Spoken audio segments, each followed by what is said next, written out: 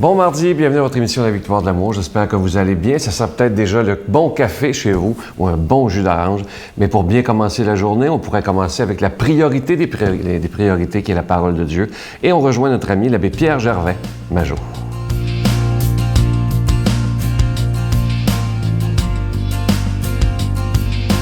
Alors bonjour, aujourd'hui la parabole des 5 moines. Un jour, le grand lama du Nord reçoit une lettre du grand lama du Sud d'un pays, lui demandant un moine qui serait un excellent guide spirituel, un excellent formateur, puisque son monastère était pas envahi, mais en tout cas plusieurs jeunes demandaient à entrer au monastère, puis ça lui prenait un bon formateur.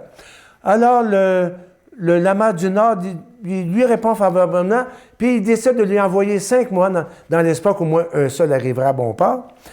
Donc, les 5 se mettent sur la route. Le premier arrive dans un village où on venait de connaître la mort du moine qui était responsable du sanctuaire du village. Alors, on a supplié les moines qu'au moins un d'entre eux devienne le nouveau moine du village. Alors, un des moines décide de rester dans le village pour servir donc de moine, de guide spirituel. Et les 4 se mettent continuer leur route, arrivent à un château, ils ont dit on va se faire héberger là pour la nuit.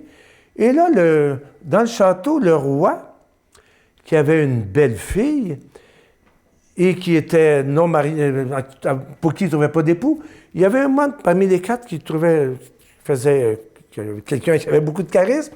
Et il dit, toi, j'aimerais ça, si tu épousais ma fille, tu deviendrais roi, tu aurais un royaume, de la richesse. Alors, le moine décide de rester, d'épouser la jeune fille et par la suite de devenir roi. Il en reste 3 sur la route. Arrive à une maison un petit peu plus loin, ils ont dit, on va coucher ici ce soir. Et là, il y a une jeune fille qui est là, qui est terrorisée parce que ses parents ont été assassinés par un bandit de grand chemin à cause d'un vol. Et là, le père est terrorisé. Les 3 moines décident de rester auprès d'elle. Puis, le lendemain matin, il y en a un qui décide, dis-moi, je vais rester avec toi.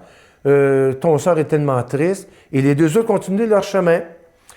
Arrivent pas mal plus loin. Et là, dans ce village, un gourou essayait d'enseigner des nouvelles théories spirituelles qui détournaient les villageois de la vraie foi. Alors, les 2 moines se sont dit, on ne peut pas endurer ça. Un des moines décida donc de rester au village pour sauver les villageois de l'emprise du gourou. Donc, un seul des 5 moines arriva donc au monastère du Lama du Sud. Dans la vie de tous les jours, on rencontre toutes sortes d'occasions où on peut s'engager tout en restant fidèle à ses valeurs fondamentales. C'est là notre défi, hein? C'est là notre défi comme chrétiens, tout en s'engageant à rester fidèle à l'Évangile. Alors, je vous souhaite une belle journée et à bientôt. Au revoir.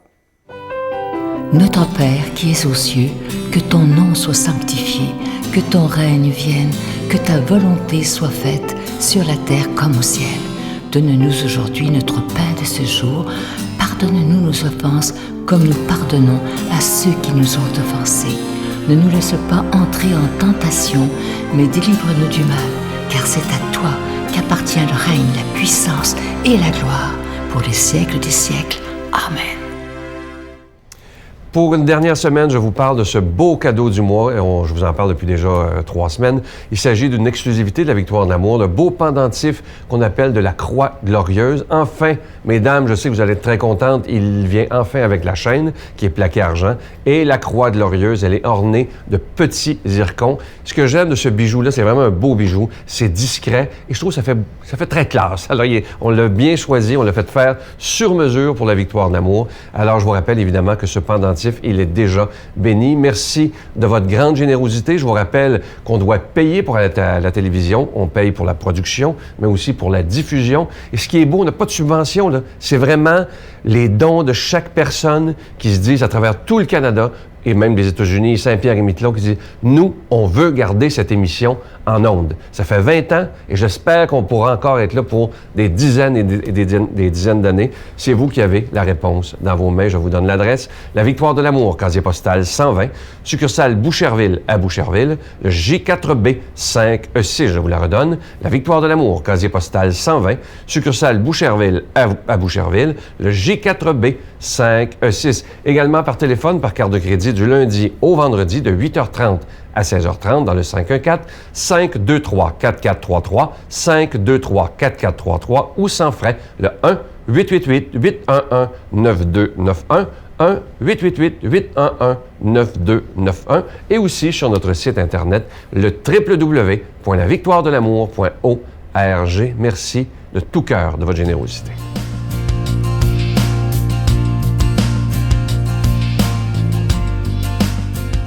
Mon Dieu, donnez-moi la sérénité d'accepter les choses que je ne peux changer, le courage de changer les choses que je peux et la sagesse d'en connaître la différence. Amen. Quand je vous dis passionné de la parole de Dieu, vous savez de qui je parle, évidemment. On rejoint immédiatement l'abbé Robert Lemire.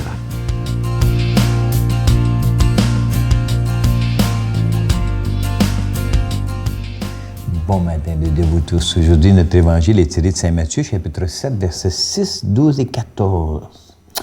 C'est très difficile, l'évangile d'aujourd'hui, je vous le dis tout de suite, là. Puis, si des fois tu ne comprends pas, il faut faire attention, il ne faut pas prendre les mots à la lettre, OK? Parce que ici, là, c'est un peu la règle d'or de la vie chrétienne, OK? OK, bien ça. Il dit, comme les disciples s'étaient rassemblés autour de Jésus sur la montagne, il leur dit ceci, « Ce qui est sacré, ne le donnez pas aux chiens. Vos perles, ne les laissez pas aux cochons, pour éviter qu'ils les piétinent, puis les retournent pour vous déchirer. » Se retournent pour vous déchirer. C'est assez élevé, là. On ne donne pas nos perles aux cochons, puis on ne donne pas ce qui est sacré aux chiens. N'oubliez pas une chose, là, le chien, le cochon, là, ça ne veut pas dire chien-cochon. Dans ce temps-là, OK, on appelait les non-fidèles, les païens, on les appelait les chiens. OK? Bon. C'est une expression. C'est parce qu'ils n'étaient pas comme. Et puis, ils ne valaient pas grand-chose, etc. Fait que moi, j'aurais dit ceci, ce qui est sacré, ne le donnez pas aux non-croyants, à ceux qui ne le veulent pas, car ils le piétineront. Ils vont s'en servir, puis ils ne sauront pas quoi faire avec, puis ils vont le désacrer, si tu veux. Puis j'en ai un exemple, j'en ai quelques-uns exemples. Je m'arrête là parce que je continuerai après. OK, j'en ai un exemple comme ça. C'est qu'à un moment donné, il y a un ami qui est venu un ami à moi qui est venu à la messe, puis il avait emmené un de ses amis, OK, qui était protestant. Ça fait que quand il est venu prendre la communion, il est venu communier. Et puis après la messe, mon copain, il voulait me présenter son ami. Je dis, hey, je te présente mon ami. Il est présenté. Et puis son ami, lui, il fouille dans sa poche. Il dit, hey, qu'est-ce que je fais avec ça? Il avait une hostie dans ses mains. OK? Il était venu communier, lui, mais il l'avait pris. Puis il l'avait mis à ses poches. J'ai dit, qu'est-ce que tu fais? Puis comme il tripotait, là, puis c'est juste qu'il ne l'a pas cassé, là, puis il le fait dans ses poches, cette affaire-là. Il ne comprenait pas, lui. Tu vois-tu combien est-ce qu'il y a de fois qu'on est allé communier ou que des gens qui sont venus communier, puis ils n'ont pas d'idée ce que c'est qu'ils font, OK? Puis pour eux autres, il n'y a rien de sacré là-dedans, puis ils vont l'écouter. Puis j'ai vu ça aussi à la première communion. Ça m'a bouleversé, OK? Ou qu'il y a des enfants qui ne veulent pas la faire, la première communion. Bon, on les a forcés à faire la première communion. Ah non, faut que tu fasses ta première communion, puis tu dis, OK? Le petit a fait sa première communion, mais il s'en fait comme un 40, puis après ça, il a ri de ça, puis il a croqué, puis il cassait en morceaux, puis il niaisait avec l'hostie. Tu sais, c'est ça que ça veut dire, Seigneur. Il dit, regarde, là, faut que les gens, il faut qu'ils comprennent les gestes qu'ils font. Parce que, tu sais, le gars qui a jeté son hostie ou qui l'a croqué, il est pas méchant dans le fin fond, mais il comprenait pas ce qui se passait. Puis même le petit gars qui voulait pas faire sa première communion, OK? Ben il est venu, et puis il a pas compris les gestes sacrés que c'était. Donc, c'est pour ça que le Seigneur il dit, hey, faites attention, ne donnez pas ce qui est sacré à des gens qui n'en veulent pas ou qui ne connaissent pas ça. C'est ça. Donc, il y a une instruction à leur donner avant.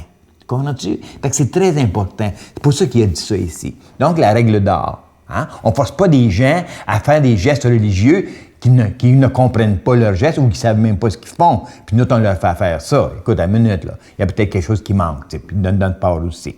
La deuxième, il dit, tout ce que vous voudriez que les autres fassent pour vous, faites-le pour eux, vous aussi.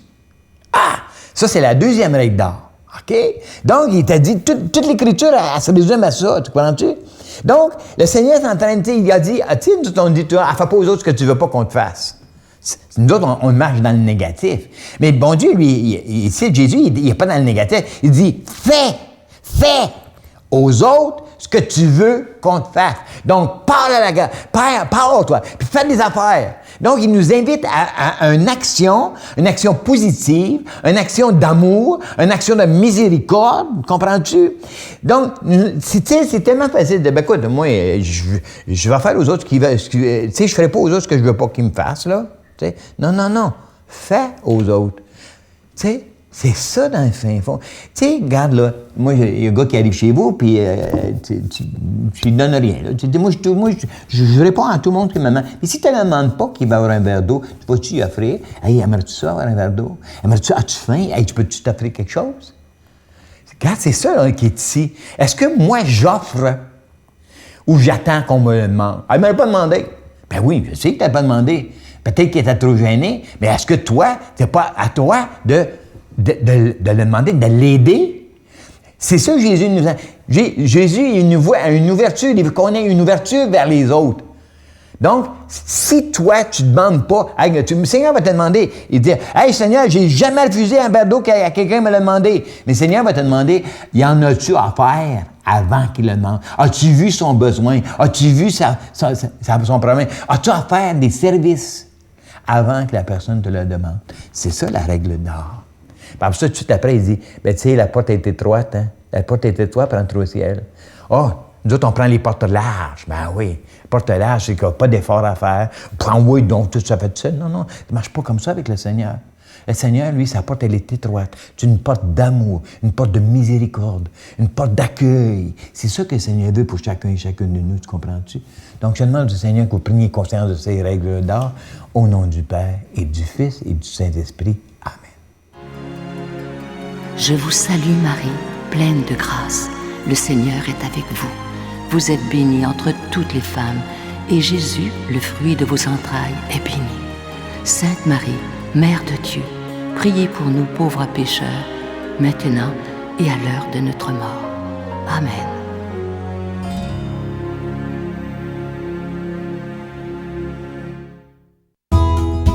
La Victoire de l'amour vous invite à sa retraite spirituelle dans le centre du Québec, les 9, 10 et 11 octobre 2015. Sous le thème Dieu et miséricorde, il espère et pardonne, venez vivre des moments de ressourcement inoubliables en compagnie de l'abbé Robert Jolicoeur, Sœur Angèle, Sylvain Charon, Miguel Padilla et un spectacle de l'unique Robert Lebel à l'hôtel et suite Le Dauphin à Drummondville. Réservez rapidement à notre bureau au 514-523-4433 ou sans frais au 1-888-811-92-91. Venez vivre une fin de semaine exceptionnelle, remplie d'amour, de paix et de joie.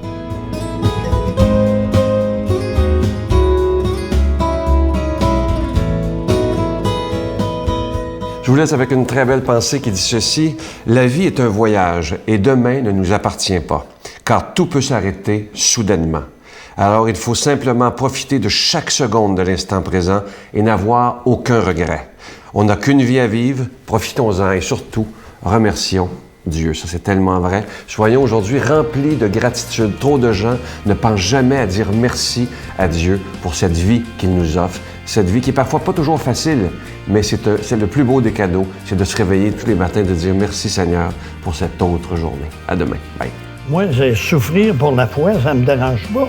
Mais oui, ça m'a étonné, ça. Oui, vous êtes prêt à souffrir pour Jésus. Oui. Moi, si quelqu'un veut me persécuter parce que j'ai la foi en Jésus, je vais l'affronter n'importe quand. Mais là... Vous savez que c'est rare qu'on entend ça, hein?